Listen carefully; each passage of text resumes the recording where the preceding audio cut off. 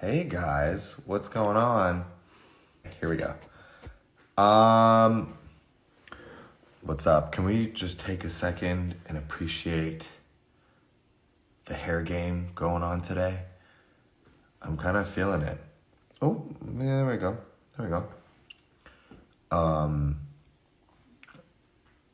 Shout out to my hair person, Cheryl, on set, who is absolutely crushing it. And just love the Jimmy Neutron coif, you know?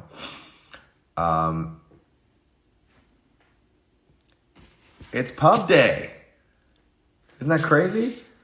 My book is out. It's actually like a book that exists out in the world, and you can buy it in like a movie. Sorry, not movie. You can buy it in a bookstore, or on Audible, or as an ebook. But yeah, I just wanted to talk to you guys a little bit about that, because obviously it's a very special moment for me. I see people signing off already. They're like, oh, I don't want to listen to Simu sell this book. I've already bought it. Fair enough, guys. If you already bought the book, please feel free to leave. Or don't, listen to me talk about how meaningful it is and all that. But yeah, you can go to grab it on Amazon, or you can order it online at your local bookstore. You can make a trip out to your local bookstore. All of that is within the realm of possibility. But yeah, this is really incredible. All right, let me so you get the front jacket, right? And you get the hardcover book underneath. 2 photo sections, so you can see not only photos from my life, but from my parents' lives.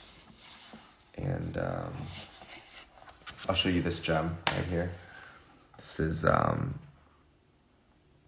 my parents' graduation, and then my graduation. Very cute.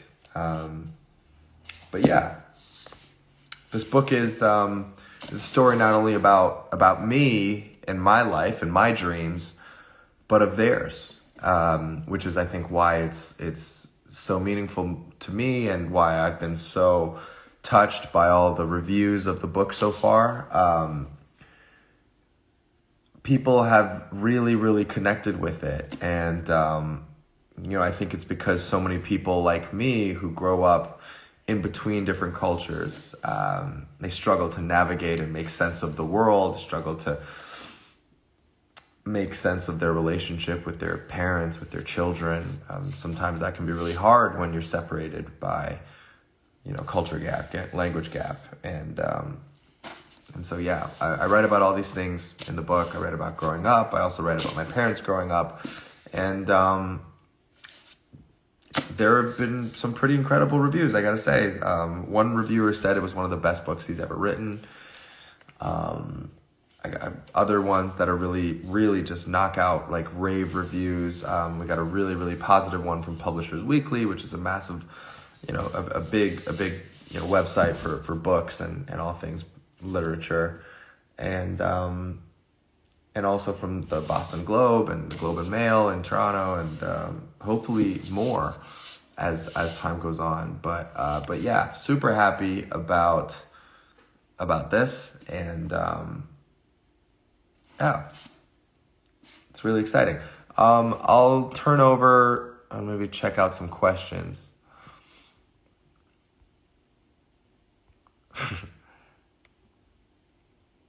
Here we go. Read your favorite small part from it.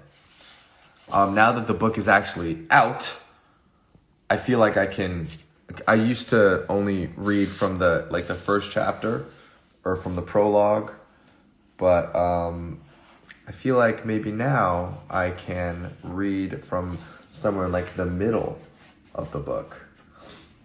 Here we go. Robbie and Mel just joined. I don't know why I saw that on my feed, but what's that? Oh, how great was it working with Robbie and Mel? Oh my God. Who is this guy?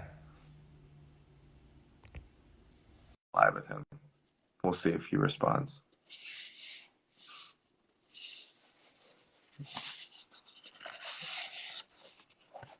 Otherwise, I'm gonna pick out. Oh, just give me 1 second, guys. Don't sign off yet. I'm gonna pick out. What's up, man? What's up, dude? Long time no see. I know, man. How are you? I'm good. I'm good. Are you in London right now? I'm in London. Are you We back? should. We should. I literally just flew back and went straight to set. What up? I leave tomorrow for Toronto. I'm back. I'm back in 3 weeks. Okay. I think I'll be around. Dude, it's so good to see you. We're Good to talking see to you like too. 6,000 people right now. I know. Hi, everybody. I haven't read your book yet. I'm waiting for my signed copy, and then I'm reading it. I'm gonna sign this one for you right now, and then I'm gonna hand deliver it to you. All right.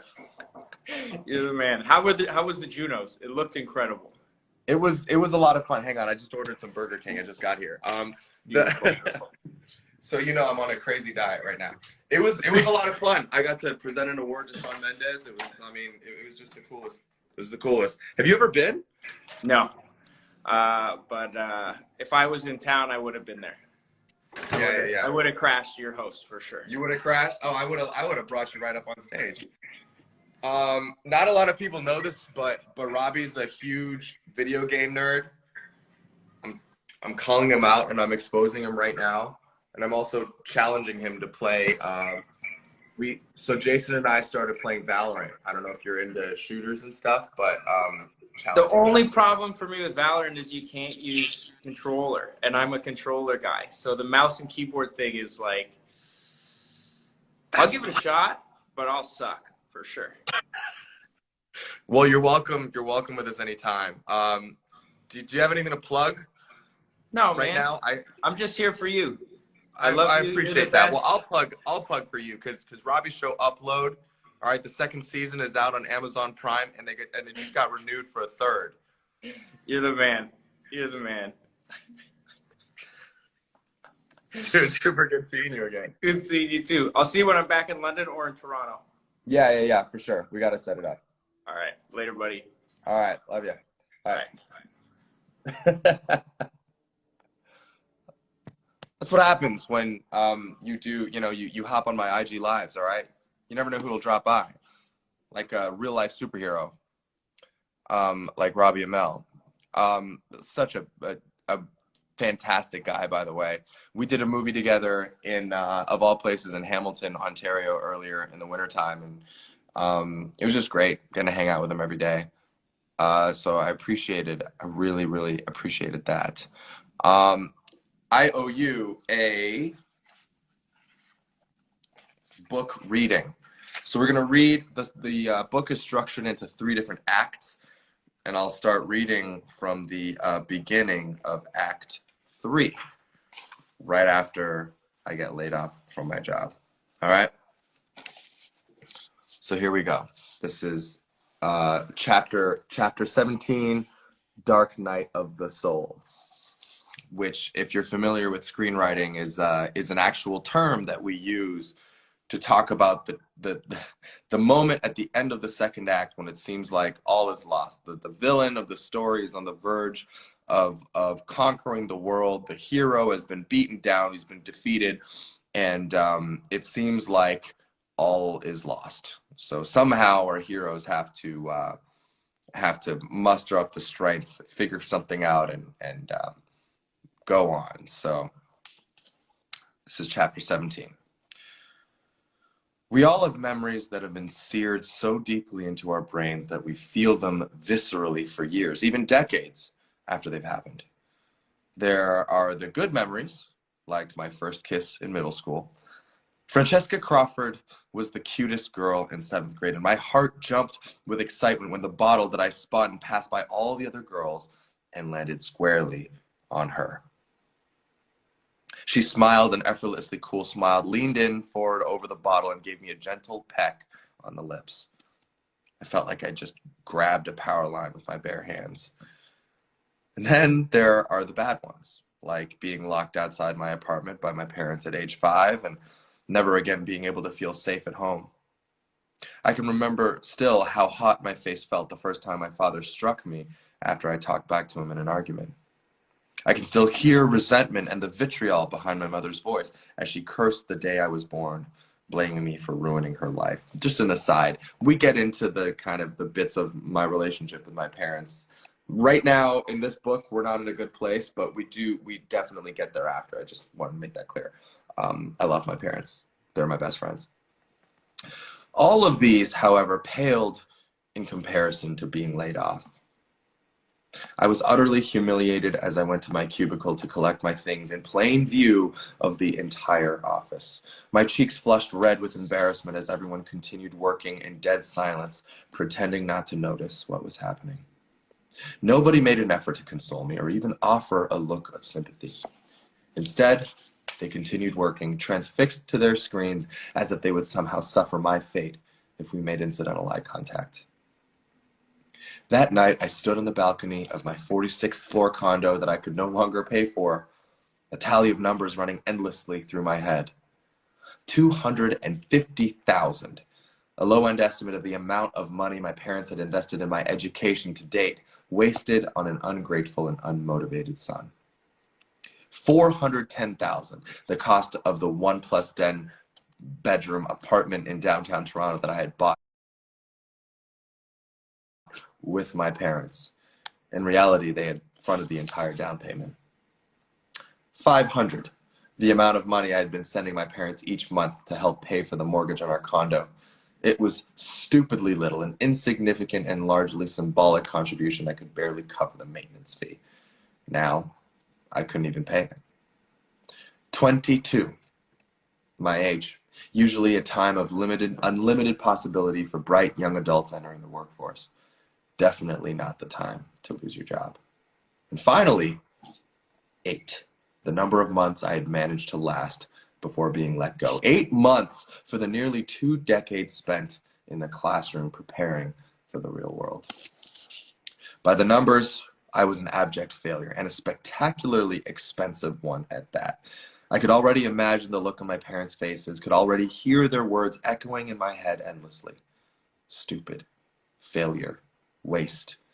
I had fought ardently against this voice before because I'd always believed in my heart of hearts that I would prove them wrong one day. But as I stared at the ground hundreds of feet below me that night, I finally believed them.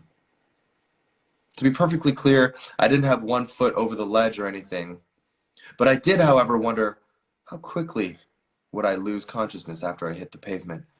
Would I smash into a pulp instantly, or would I lie there in horrible pain for an eternity as I died slowly? What would people say about me at my funeral? I slept in late the next day, and upon realizing that I didn't have to go to work, felt an immediate weight lifted. Although guilt and shame of losing my job remained, I had been liberated from the chains that bound me to my former life I had come to loathe. At least I wouldn't have to go another day pretending I was someone else. I was free now to choose what to do with my days. As it turns out, what I wanted to do was act. Still fresh off my first on-set experience, the memory of my time on Pacific Rim was all I could think about. Something inside me just felt compelled to find my way back onto a film set. By noon, I was back scouring the internet for gigs. All right, that seems like a pretty natural place to stop. Thanks for reading with me, and thank you to Yash for the question. Let's answer another one.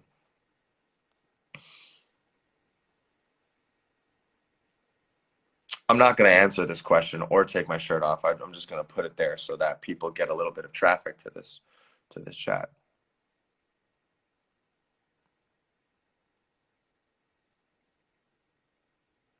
Have I seen Multiverse of Madness?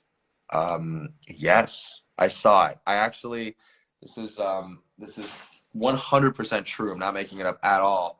I went by myself in London because I couldn't. I was like in between two work days, but I knew that if I did not watch it that night, like all of my friends would have spoiled it. Like everyone would spoil it for me. So I got myself a single ticket to see it. Like, of course, it was a packed house, so I got a single ticket that was free somewhere in London, in like a cinema in Regent's Park, and then I showed up. I went in like a full disguise. I showed up. I like kind of just like crouched in by myself. I curled up like a little armadillo and I watched the movie.